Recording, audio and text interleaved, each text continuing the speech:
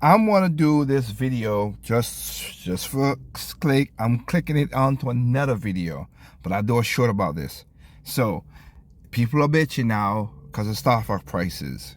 Again, I want to let you know when I bought my Nintendo 64, and since I was in a different country, it was more expensive. So whatever. But remember, when Star Fox first came out, right? Star Fox, you can see Killing Things there. Star Fox 64. $80 on a cartridge, and y'all are bitching for $40 and $50 on a cartridge with better graphics, better resolution, everything else, whatever. Miss me with the bullshit. But anyway, I'll continue on in another video so you could see it. Again, remember, all these games, these stuffs weren't cheap back in when I was growing up. So the older gamers are doing this, shut up. But again, I'll explain more in a video that I'm gonna clip behind this. Peace out. All right, guys, this is legitimately a quick video because people are getting their panties in the knot for the dumbest of things. I'll let it go for price selection. I understand it could be subjective. That's all right. I get it. All right. I will say this though, because people are so this is why gaming again is gonna go to hell because of YouTubers and people who say stupid shit like this. Literally. All right, it's just dumb, and I think it's that. But whatever, let's just overlook it. Let me say what I would do, and because everybody's getting again in a pissy fit because oh my God, Star Fox for $60 if you want a physical, $50 if you want a digital, $50 for a game that lasts an hour. How can Nintendo whatever blah blah blah?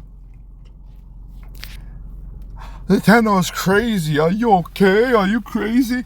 Nintendo. Okay, let me again.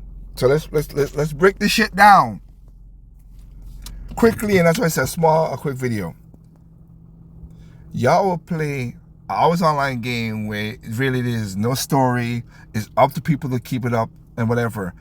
I just watched a video where a bunch of hours online game services, which were very boring and stuff like that.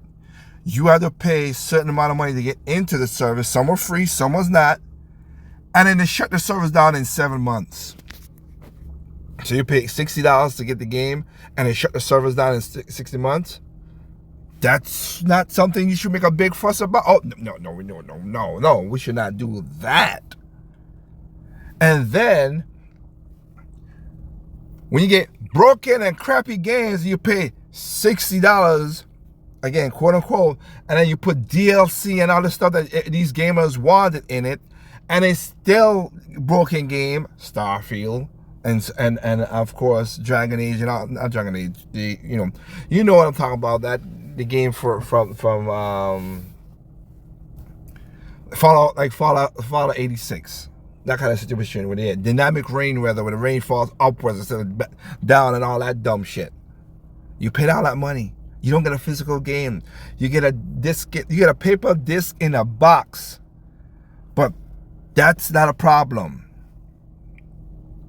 But a well-polished game, graphically up good, a good game. If you don't have no bugs, you can have fun with it. It has replayability. God forbid there's a such thing as called a replayability and stuff like that. I just saw another video where a person just pointed out, which is true, and I'll maybe clip it and put in another video.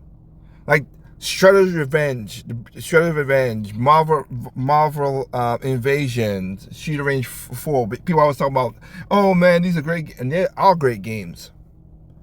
They barely sell anything on Steam. Why? Because again, we know it's mostly half of it is basically pirated. No shocker. But great games have replayability. You could beat them, whatever.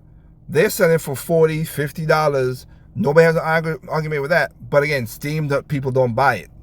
What a shock.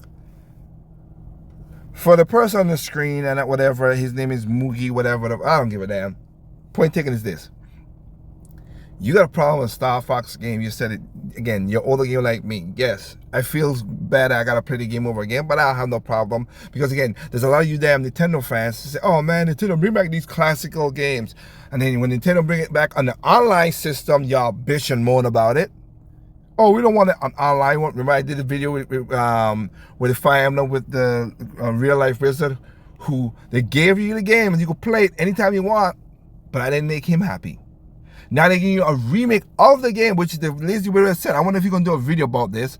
The real fake wizard said, bring it onto it. Now y'all bitching. Price $60. Let me put it out, and this is the final point. I bought Star Fox 64. Sir, you're old enough to remember this, you piece of shit. I bought Star Fox 64 for 64, which has the same thing as this right now for $90 friggin'. You bitching for a graphical upgrade, better stuff, and if it, like I said, no glitches, no big problems. You bitching for $60? Fuck it, you guys. Game, you can't make these fuckers happy. You can't make them happy at all. $90? I bought it for, and you get it for $60, and you're still bitching. Damn it. With that said, yeah, like I said, whatever. There's no perfect games. Apparently, you can't make perfect games with gamers that we have right now today and YouTubers. There's no perfect game out there. What's perfect is not perfect to me. What's perfect to me is not perfect. You simply enjoy games on all consoles, including PC. Good grief.